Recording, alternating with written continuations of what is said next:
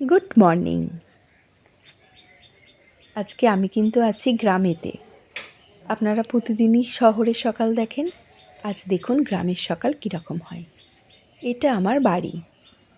এই বাড়িতেই আমি ছোট থেকে বড় হয়েছি। আর এই হলো গ্রামের পরিবেশ, গ্রামের সকাল, সব কিছু। প্রচণ্ড সেরকমভাবে কুয়াশা নেই, হালকা কুয়াশা আছে, হালকা ঠান্ডা। আর এখন তো ধান উঠছে, তাই ধানও উঠেছে, অনেকে ধান ঝেড়েও ফেলেছে। এই যে দেখুন গ্রামের চারিদিকের পরিবেশটা। ওইদিকে ধান ঝাড়া হয়েছে, প্রায় রাত 3:30 থেকে ধান ঝাড়ছে, জানেন। ভোরের দিকে ধান ঝাড়া শেষ হয়েছে, এখনও চলবে। আর ওই যে দূরে দাঁড়িয়ে আছে গায়ে চাদর দিয়ে, হালকা হালকা কুয়াশা, তার মধ্যে সূর্য উঠেছে। এক অদ্ভুত পরিবেশ, ঠান্ডা শীতল অথচ রোদ, খুব সুন্দর পরিবেশ।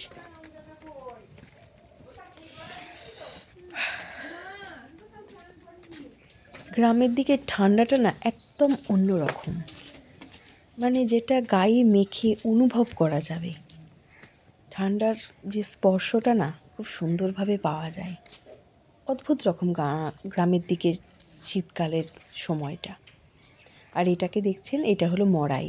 এখানে ধান রাখে, কুইন্টাল কুইন্টাল ধান এখানে রাখা যায়। এই যে তুলসী মঞ্চর পাশে একটা সুন্দর গাছ। আর এই যে বলছিলাম মড়াইয়ের কথা, এটা হলো মড়াই, বাঁধানো আছে। আগে এগুলো বাঁধানো থাকতো না। আর এই হচ্ছে আমার বাবার গাড়ি, বাবার প্রাণ। বাবা গাড়ির ভীষণ যত্ন করে, কিন্তু চলুন দেখি। এই যে বাবা বসিয়েছে নিজের হাতে ধনেপাতার গাছ। অনেক বেরোয়নি এখনো, কিছু কিছু বেরিয়েছে, টাটকা, পুরো টাটকা অর্গানিক। আর এই যে দেখুন, ঘুম থেকে উঠে দুই ভাইয়ের খেলা আরম্ভ হয়েছে। আমাকে তো দেখে একজন মুখ ঘুরিয়ে পিছন ঘুরে দেখছে যে কে আমার সাথে কথা বলছে। আর এই যে দাদা ঘুম থেকে উঠে বসে রয়েছে, আর ভাই দাদার দিকে এক দৃষ্টিতে দেখছে, খেলা করছে। যাই হোক, আমরা এখন বেরিয়েছি একটি জায়গায়। তো ওইখানে আমরা এখন যাচ্ছি একটি মন্দিরে। তো ওইখানে আমরা পুজো দিয়ে আমরা এখন ফিরছি। আমরা এখন দেখতেই পাচ্ছি ফিরছি। তো চলুন আমরা এখন দেখাই আমরা এখন কোন জায়গায় রয়েছি।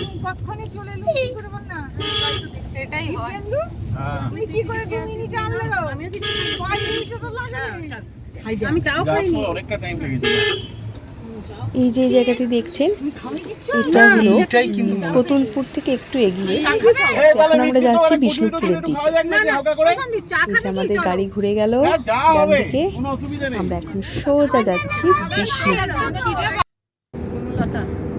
সেই মেয়েটাকে তুলে দিয়েছে না যেতে আছে আগে নিয়ে তো কম ঝামেলা হয়েছে আচ্ছা অন করলো এটা নতুন করে সব বড়ি দিয়েছে কি হয়েছিল হ্যাঁ এই তো বাঁদিকে এই যে বনলতা মই পলা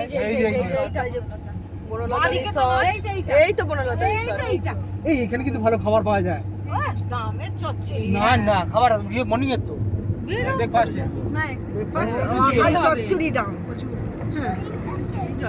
তো আমরা এখন চলে এসেছি বনলতা রিসর্ট জয়পুর জঙ্গলের দিকে।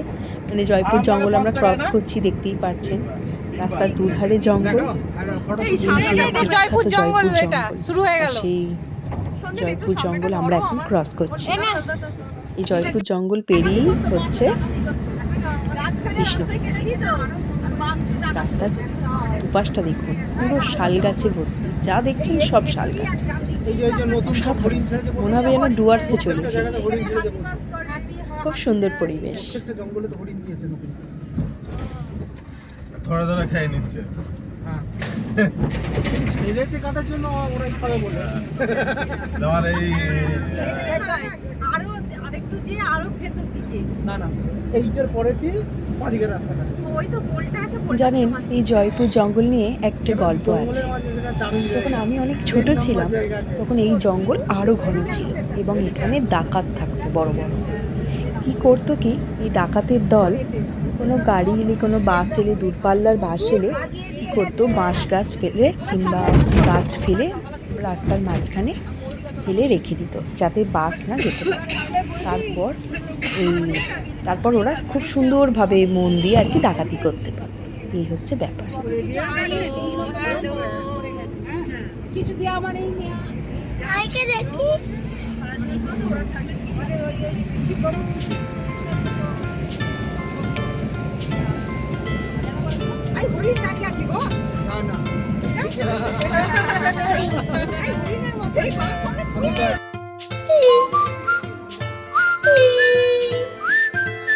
তো এখন চলে এসেছি বিষ্ণুপুরের রাজবাড়ির দুর্গা দালানে।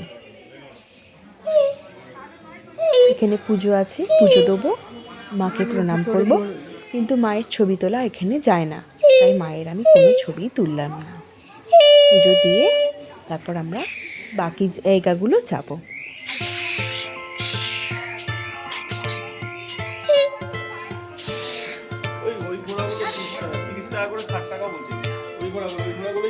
সেম টু সেম দেখতে। আচ্ছা,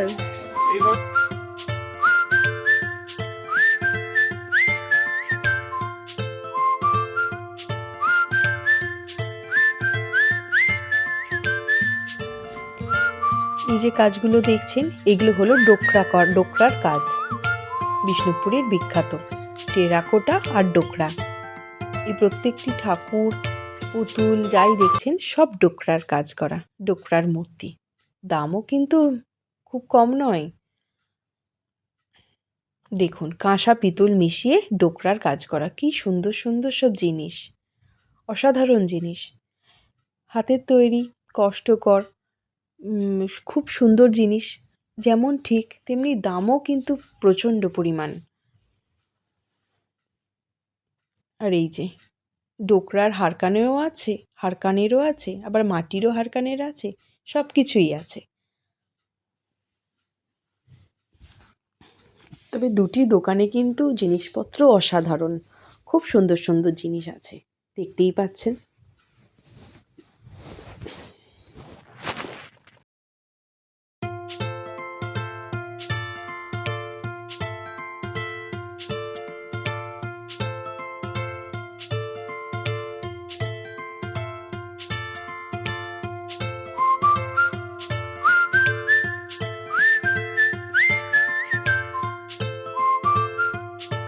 এই হলো আরেকটি দোকান, এখানেও জিনিস কিন্তু অসাধারণ।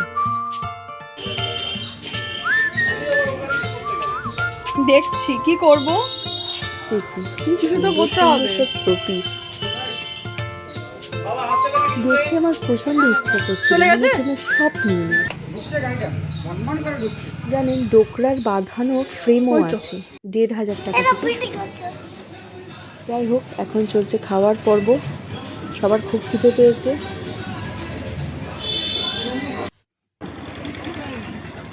তো খাওয়া দাওয়া সেরে আমরা চলে এসেছি এখন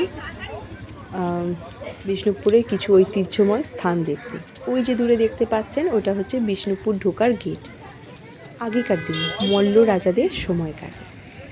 আর এই যে হচ্ছে ওইদিকে বালাজি মন্দির দেখলেন, এইদিকে আছে জোর বাংলা জোর মন্দির।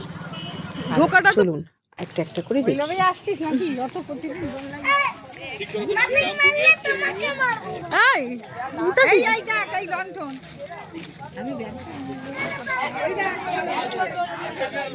আমি কিন্তু এই দিদির কাছ থেকে একটা মাটির জলের বোতল কিনেছি। জলের বোতলগুলো কত করে গো? 100 টাকা, 150 টাকা। কোনগুলো 100 টাকা? এগুলো হ্যাঁ, এইটা একটা নিতে হবে। এই জল খেলে গন্ধ ছাড়বে না তো? না, বাহ, এইটা একটা আসছি, নিচ্ছি, দাঁড়াও।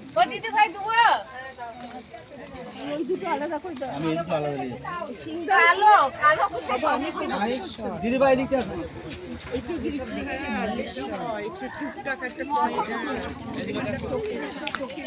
সবাই কেনাকাটা করতে ব্যস্ত।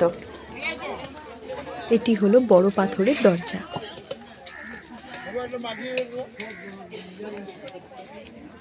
ওই যে দূরে দেখা যায় লালাজির মন্দির। এই দাদা, এই যে রেস্টুরেন্ট ও ক্যাফেটেরিয়া, ওখানে কি ভাত টাত পাওয়া যায়? বালাজি মন্দিরের সামনে আছে এই একটি উদ্যান। এই উদ্যানের পাশ আচ্ছা, দিয়ে বুঝতে হেঁটে পেরেছি। হেঁটে আমরা গেলাম বালাজি মন্দিরে।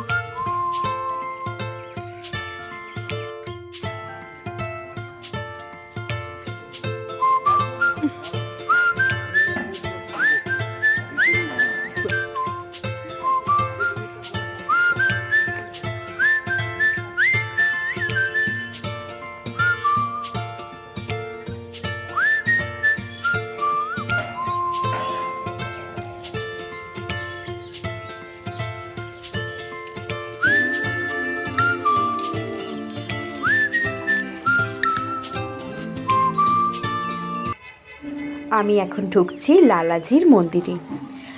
প্রায় 1600 খ্রিস্টাব্দে এই মন্দির তৈরি হয়েছে। চলুন দেখে নিন।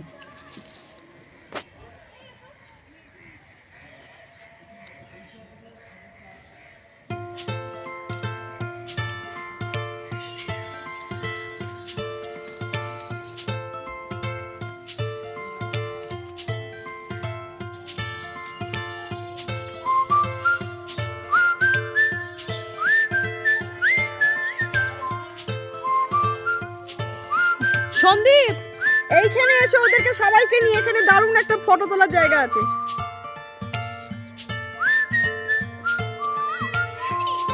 তাড়াতাড়ি এসো।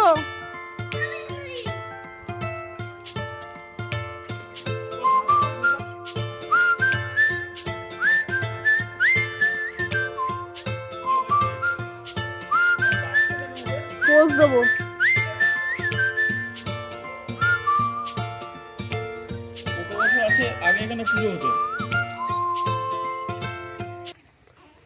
বরকে ডাকলাম পোজ দিয়ে ছবি তুলব, কিন্তু একটু সন্ধে সন্ধে নামায় ছবিটা ভালো ওঠেনি। আর ওই যে দূরে ওরা ফটো তুলছে। বোন, আমার একটা তুলে দে। বোন,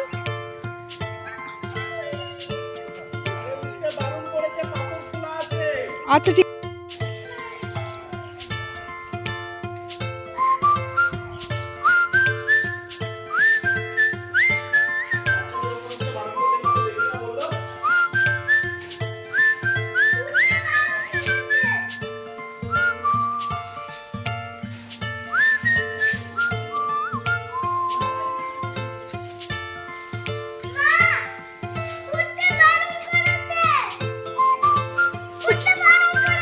চুপ কর।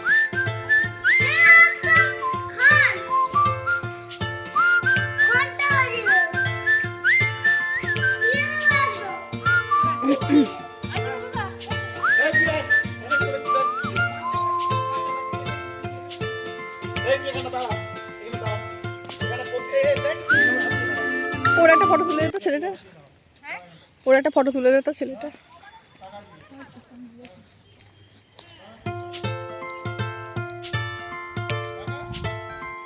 ও ঠাকুর নেই।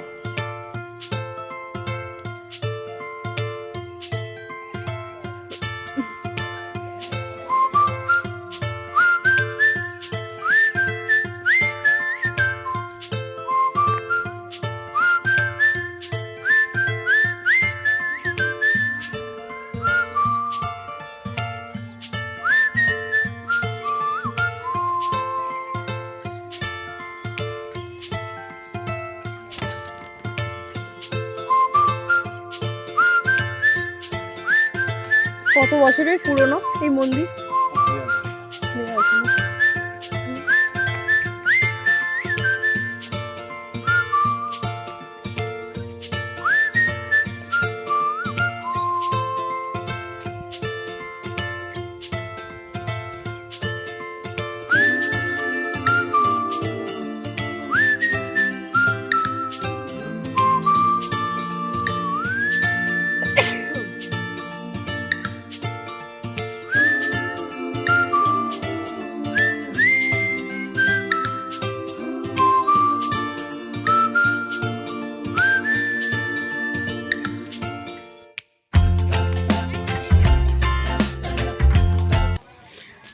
টুকু টুক টুক টুকু ম্যাচ করেছে গো, লাল লাল লাল।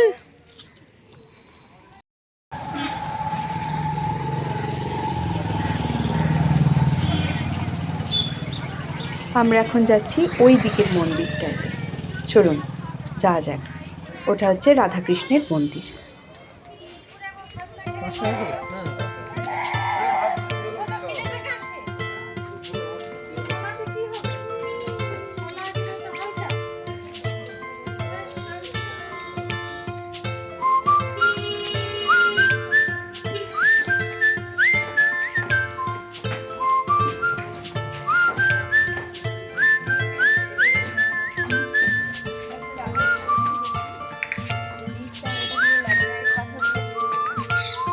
আর এক রত্ন কেন বলো তো? রত্ন কোনটা বলো তো? চূড়া। রত্ন মানে চূড়া।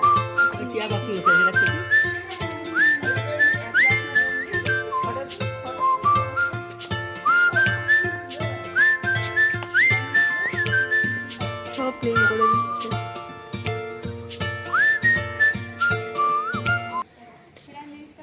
আচ্ছা, এটি হচ্ছে রাধা গোবিন্দের মন্দির। প্রতিদিন এই মন্দিরে রাধা গোবিন্দের নিত্য পুজো হয়।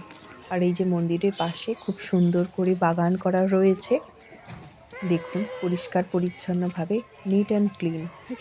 দেখে বোঝা যায় যে প্রতিদিনই পরিচর্যা হয় এই বাগানের। সুন্দর করে বাগান সাজানো গোছানো। আর এই যে দেখছেন মন্দির, এই মন্দিরের প্রায় বেশিরভাগ কাজই ক্ষয়ে গেছে, মানে প্লেন হয়ে গেছে। সেই যে মন্দিরের গায়ে ছোট ছোট যে টেরাকোটার কাজ, সেটা খুবই কম ভাবে বোঝা যাচ্ছে। প্রতিটি টেরাকোটার কাজ যতটুকু আছে খুবই সামান্য, অনেক জায়গায় পুরো প্লেন হয়ে গেছে। এই হলো মন্দির। মন্দিরে প্রতিদিন নিত্য পূজা হয়।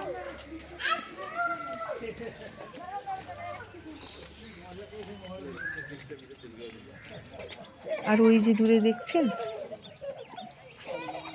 ওই যে ওইটা হচ্ছে জোর বাংলা। আর এটা হচ্ছে কি সুন্দর তুলসী মঞ্চটা, দেখুন অসাধারণ তুলসী মঞ্চটা। চলুন দেখতে দেখতে আমরা এগিয়ে গেলাম আরেকটু দিকে, আরেকটু অন্য দিকে।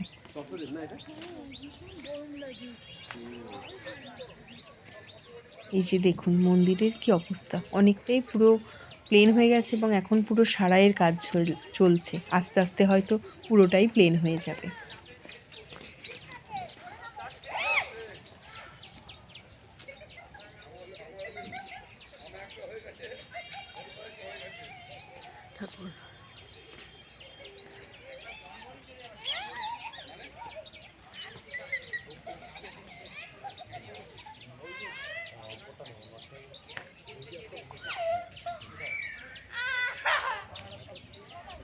ওটা ছিল ভোগ কক্ষ।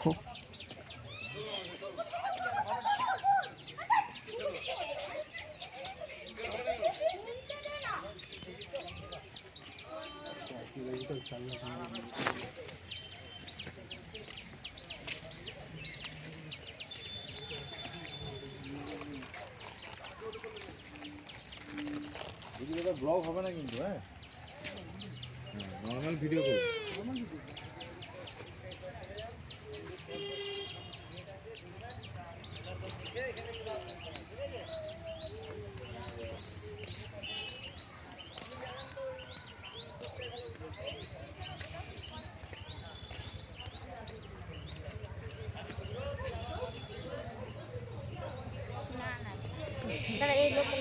আর ওই যে দূরে ওটা দেখছেন, ওটি হলো নহবত খানা। ওখানে নহবত বসতো। এই যে ঘরটি, এখানে নহবত বসতো আগে।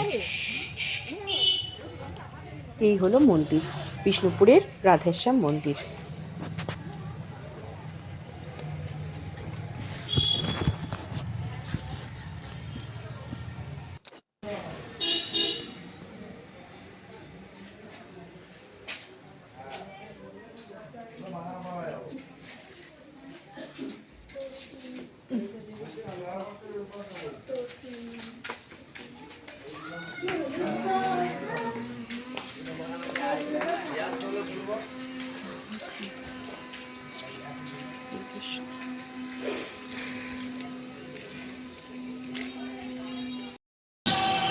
এই হচ্ছে জোড়বাংলা মন্দির। দুটো মন্দির পাশাপাশি, তাই জন্য নাম জোড়বাংলা। ভেতরে টিকিট কাটতে হবে, কিন্তু এখন অনেকটাই সন্ধে হয়ে গেছে, তাই আর ভেতরে যেতে পারলাম না, কারণ এখন বন্ধ হয়ে গেছে গেট। এই হচ্ছে জোড়বাংলার মন্দির। কি অপূর্ব না, অসাধারণ। এই মন্দিরের রেপ্লিকাই কলকাতার ইকো পার্কে আছে। আর এই যে মন্দিরের সামনে কত দোকানপাতি বসেছে। আর এটা তো দেখলেনি, ওই দূর থেকে লালাজির মন্দিরটি দেখা যাচ্ছে, আর রাধেশ্যাম মন্দির। তো আমাদের গাড়ি এখন চলেছে বাড়ির দিকে। আমরা এখন আবার জয়পুর জঙ্গলের ওপর দিয়ে চলেছি বাড়ি। আজকের ব্লগটা কেমন লাগলো আপনারা জানাবেন, কমেন্ট করবেন আর শেয়ার করবেন। ঠিক আছে, আজকের ব্লগটা এই পর্যন্তই। সন্ধে নেমে এসেছে, চুপ করে এক্ষুনি অন্ধকার হয়ে যাবে। তাহলে টাটা, বাই। আর বন্ধুরা, অবশ্যই কিন্তু তোমরা বেশি বেশি করে সাবস্ক্রাইব করো, ঠিক আছে? তাহলে টাটা, বাই।